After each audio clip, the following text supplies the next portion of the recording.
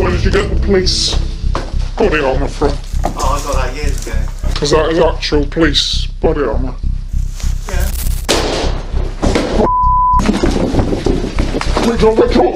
No, come to the door! Come to the door, Reed! Don't be so silly! Put a gun down! Put it down! Bearing in mind it's a school attack, bearing in mind it's an attack on police headquarters, bearing in mind what we've seen from your address, is absolutely terrifying. It began with something all too common, bullying at school. But instead of fading with time, the torment festered, twisting into a dangerous obsession. An obsession with guns, with notorious killers, and with the idea of revenge. When his dream of becoming a police officer was denied, and even his request for a shotgun license rejected, his resentment turned into rage. And soon, the very authorities he once hoped to join became the target of his darkest plans. When officers finally came knocking at his door, they had no idea what was waiting for them inside. It was 2009 when 18-year-old Reed Wischhusen, a young man from Somerset, first developed an interest in firearms. A family friend introduced him to clay pigeon shooting, and Reed quickly became fascinated. Within months, he applied for a firearms license so that he could own his own shotgun. But his application was refused. For Reed, this was more than a setback. It was the denial of something he felt deeply connected to. He reapplied, but the outcome was the same. By 2011, Reed shifted his ambitions, applying to Avon and Somerset Police in the hope of becoming a volunteer officer. Once again, his application was rejected. This marked a turning point. His admiration for the police force began to sour, transforming into resentment. Over time, that resentment evolved into something darker, a vendetta. But Reed's anger toward Avon and Somerset Police was only part of the story. Long before these rejections, he had been carrying scars from his childhood. At school, he endured persistent bullying from both classmates and, he claimed, some staff members. These experiences would stay with him for years, fueling the bitterness that now shaped his adult life. Inside a mind where rejection seemed constant, Reed began to spiral. What started as a fascination with firearms was slowly transforming into something far darker, the idea of using them against others. His research turned obsessive. He studied notorious mass killers, searching for patterns, details, and inspiration. Reed became particularly drawn to Thomas Hamilton, the man behind the Dunblane Massacre of 1996, the deadliest mass shooting in British history, carried out inside a Scottish primary school. But his interest did not stop there. He also delved into the chilling legacy of Eric Harris and Dylan Klebold, the teenagers responsible for the Columbine High School massacre in Colorado. The attack, which left 13 people dead, had become infamous worldwide, and for Reed, it became a blueprint.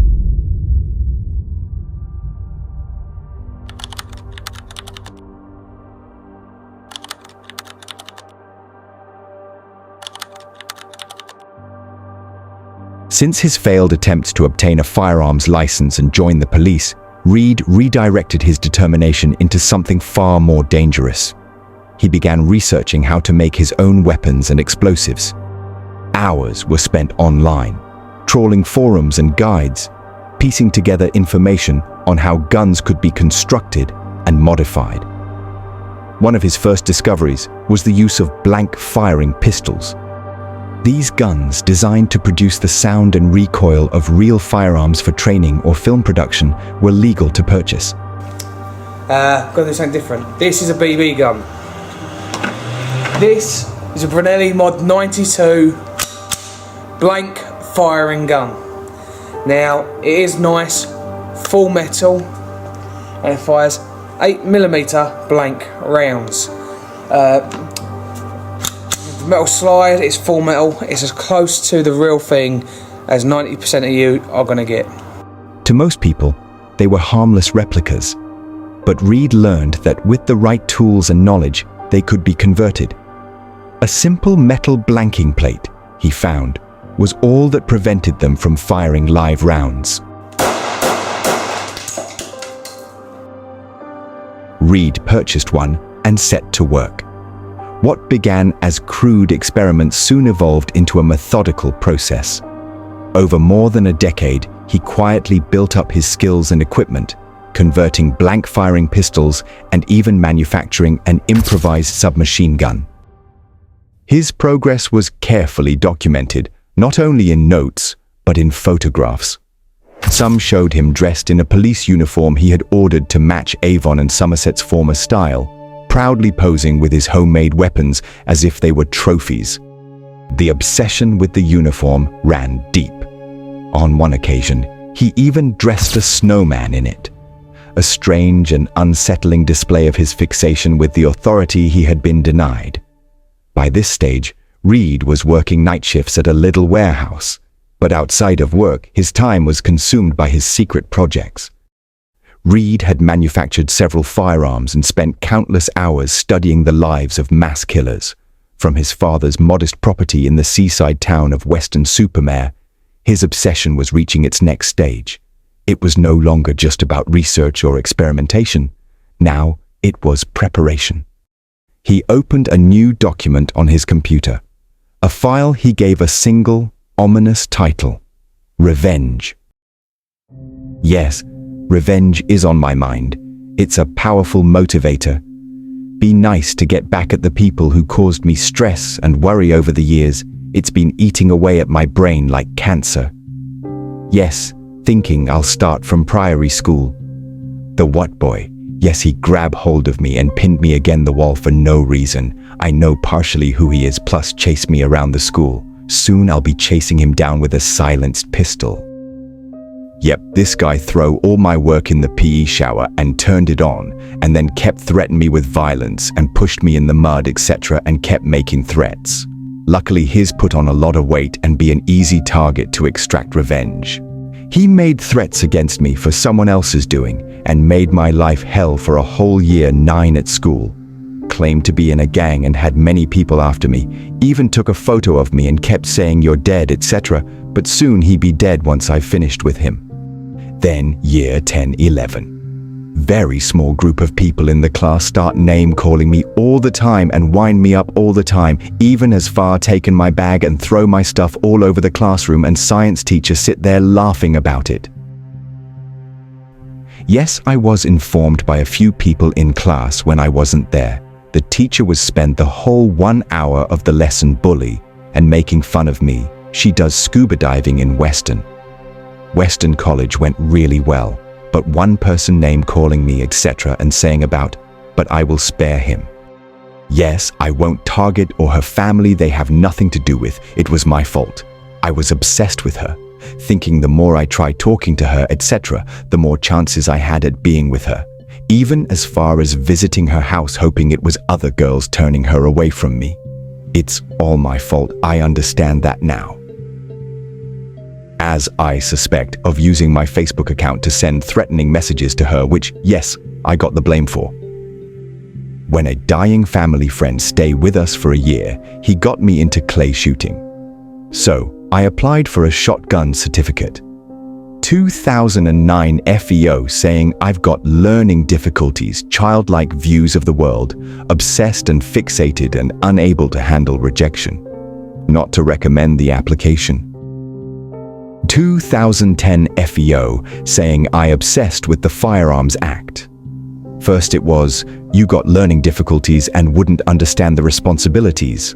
According to firearms licensing officer, you just can't win in this world.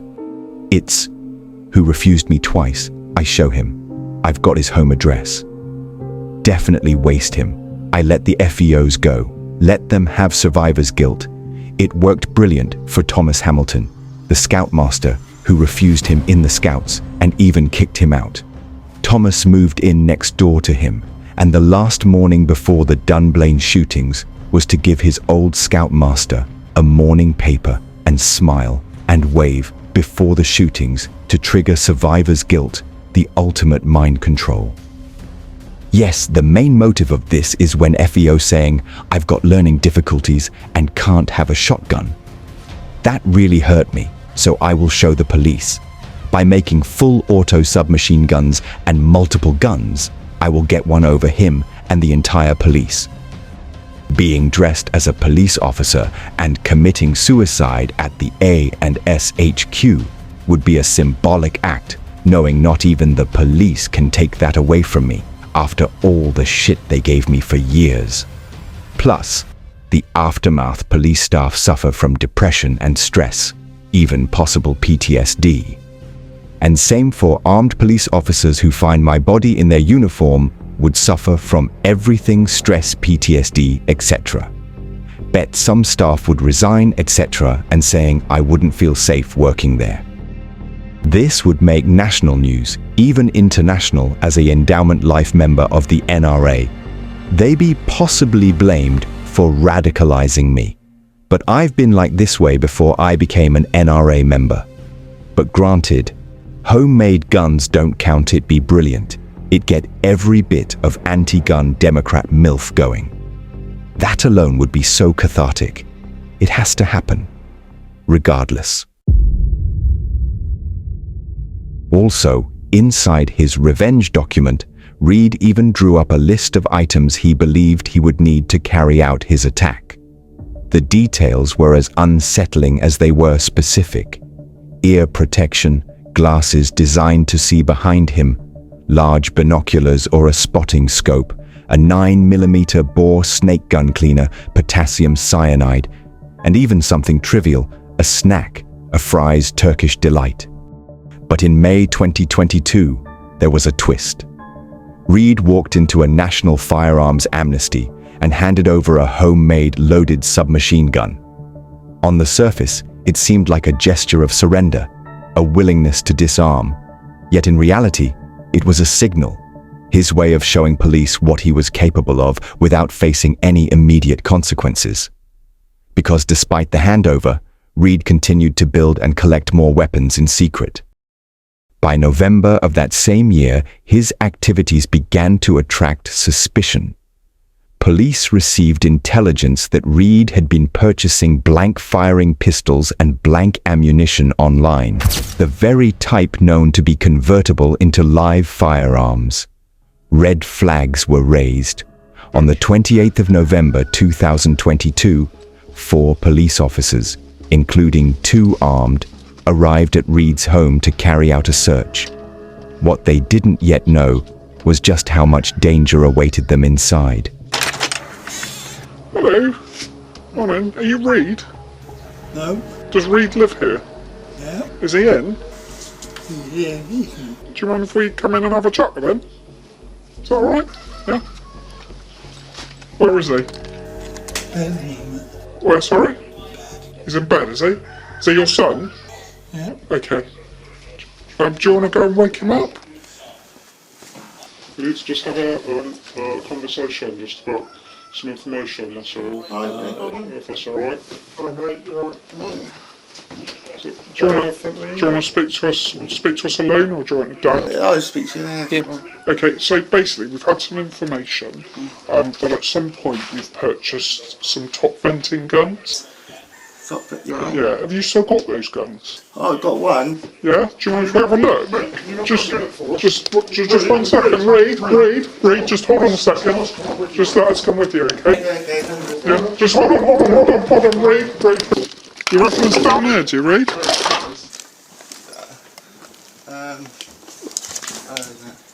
It's down there somewhere. Yeah? Yeah, around there. Oh, there it is. Where did you get the police body armour from? Oh, I got that years ago. Is that his actual police body armour? Yeah. Where did you get it? I got it years ago, 2013. Right, okay. Online. Okay. Do you need to keep that? Yeah. You do need to keep it, do you? Okay. Not illegal to possess. No, but I'm just wondering. Causes people concern when they see it, that's all really. Yeah. Do you ever wear it outside? No, I don't. You just have it as like a memento, do you? I was allowed to keep that. So what are you doing with all this stuff? Huh? Why have you got all this stuff? Like, what are you doing with it? What am I doing with Oh, what? why have you got it? Well, I'm sure there's other people that collect. There's nothing illegal about it. And then you've got like, all these different component parts for all these different guns. And you've already made them. That was years ago, man. I wanted to get rid of that and I forgot where I put that. There's nothing actually illegal with what I've done. I never harmed anyone. I've never threatened anyone. I've been honest. Especially probably has to be searched. Probably, look at probably an OST to search through it because there's so much stuff there. Because every time you move something, we're finding something else. Well, we have. Also, the telephone voice has been made back to and we suspect it being section 4. Have we got any OSTs on duty? No. We've come to a premises following intel actually.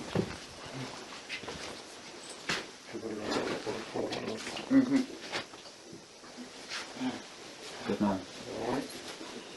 We can go through the first. We've got a toilet downstairs. Yeah.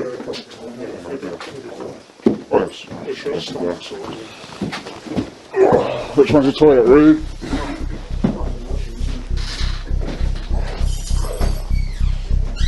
Son.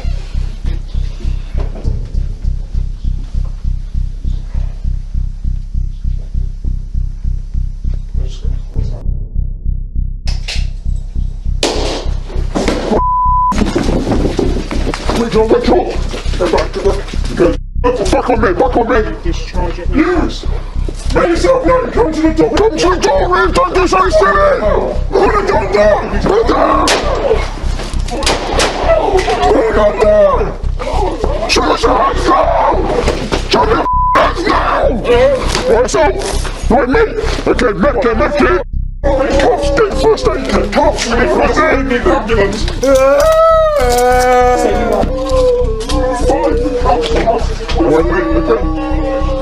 Okay. Bring my pistol, bring him up, give you up, okay, get cuffs in front. What's the phone? When officers moved to arrest Reed, they allowed him to put on his coat before being escorted out. But what they didn't realize was that inside that coat was a loaded firearm. Moments later, Reed asked to use the toilet. It was there that he drew the weapon and turned it on himself, firing a shot into his own head. Still alive, he opened the door and aimed the gun directly at the officers. The armed unit responded instantly. 3 shots were fired, striking Reed multiple times. Despite 4 gunshot wounds in total, including the one he had inflicted upon himself, Reed was still conscious. Officers immediately began administering first aid. He was rushed to hospital, where he would spend the next 4 months recovering. Meanwhile, detectives began a thorough search of his home.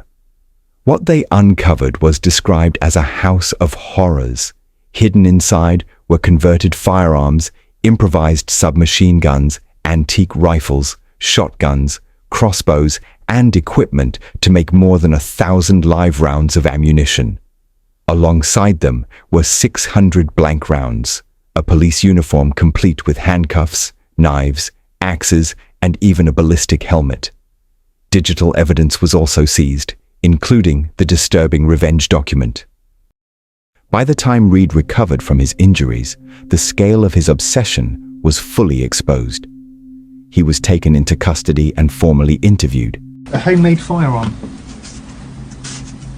exhibited as 4883 Juliet Whiskey 1.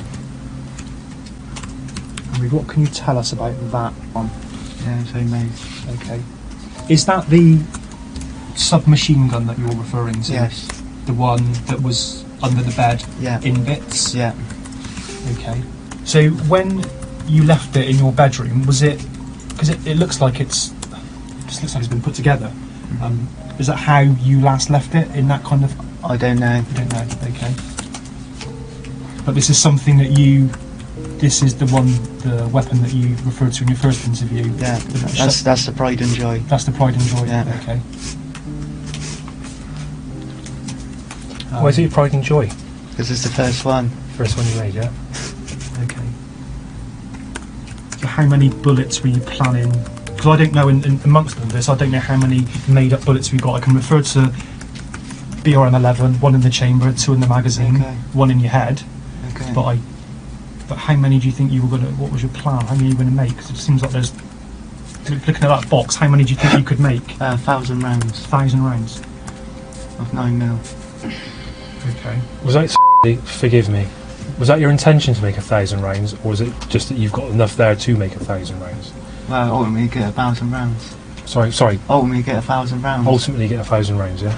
That was your intention, to make 1,000 rounds? Yeah. And with all this, the different component parts of these bullets, could you make bullets to go into different guns? Yes, the shotgun cartridges. Shotgun cartridges. But no, shotgun cartridges are not restricted in possession. Yeah. So no shotgun sticker is required for it. Okay. So you could make shotgun cartridges. Yeah. Obviously, the ones that go into BRM 11. Yeah. What about the machine gun? Yeah, that's 9mm. So you could make 9mm also go into Yeah. the machine gun. Yeah. So is this pure fantasy, Reed, or is this something that at some point was going to snap in your head? I'm not saying that you could have done all of this, but is this something that you think you were going to do at some point? No. Because when you read it, and it's in black and white,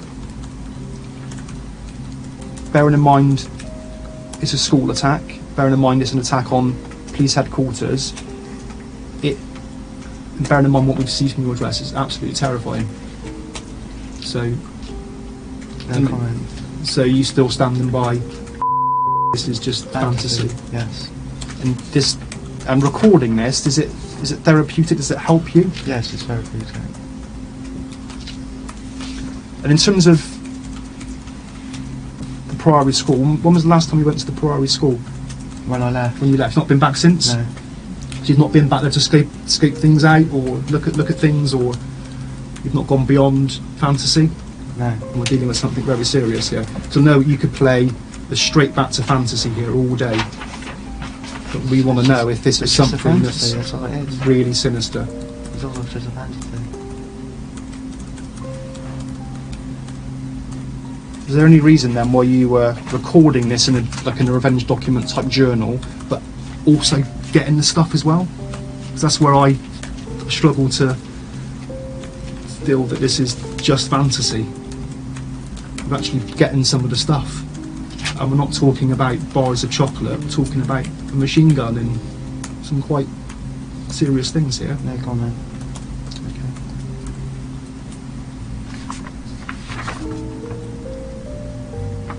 And have you got any kind of fantasy with mass shootings? And we get lots of American sort of mass shootings. Any kind of fantasies around that? I've seen a few documentaries.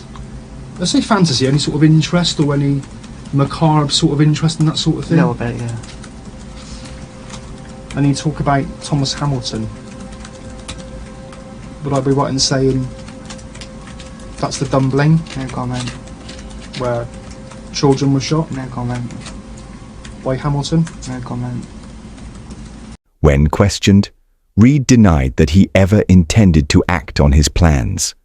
Despite the vast arsenal uncovered in his home, he insisted it was nothing more than fantasy. But in court, the jury was not persuaded.